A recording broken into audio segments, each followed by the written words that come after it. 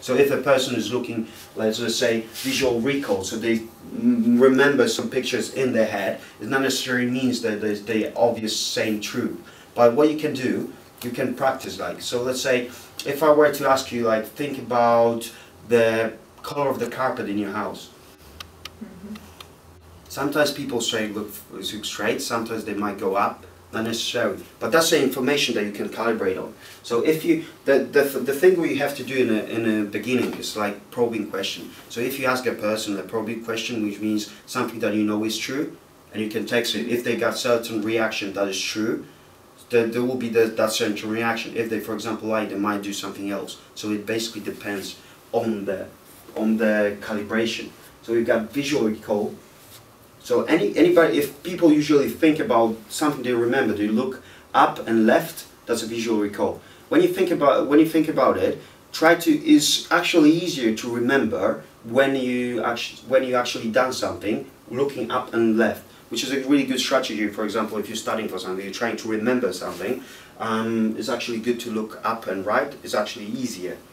Then if you want to remember something which was a sound, you look left, and that's auditory recall. So on left is usually sound. So very often people are looking left, they're kind of hearing sounds, what they've heard before. Auditory digital is that when the person is kind of talking to themselves. So when you're looking down, it's like, that's an internal dialogue. So they might be talking to themselves, whether it's like a good deal, or whether it's an interesting conversation, or whether it's anything. They actually might be looking downwards and start talking to each other. Visual construct, usually on the right hand side people are constructing something.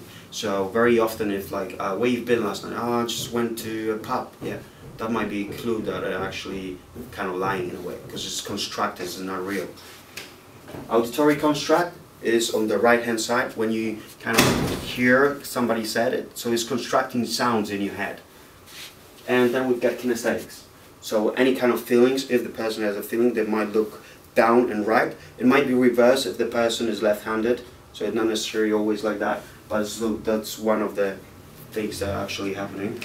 So what I want you to do now is grab a partner, everybody's got twos, and then try to ask the questions, certain questions which you know are true, like, well, sorry, what's the color of the doors in your house?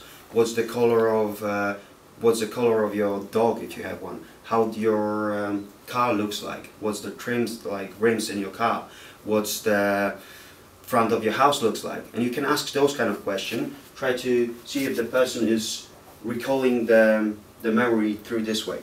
But don't try to, what I want you to do is like try to do it as naturally as you can. Not like, oh, I'm not going to look left and up because like I've just noticed it. It's not the point of the exercise. The point of exercise is trying to see whether we can see the patterns ourselves on other person. That's the main thing. So it's kind of more practice focused, because we can go through the topic, but at least you have experience of doing that. Then the next question you can ask, how does your sister sounds like? And can you remember the time when she was talking to you something loud?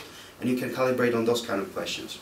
Okay, so get into it. Closed questions or open questions also? Like specific that you know is true, let's say, then you will ask some imaginary questions. So something like, how was it like to fly a fighter jet in the Second World War II?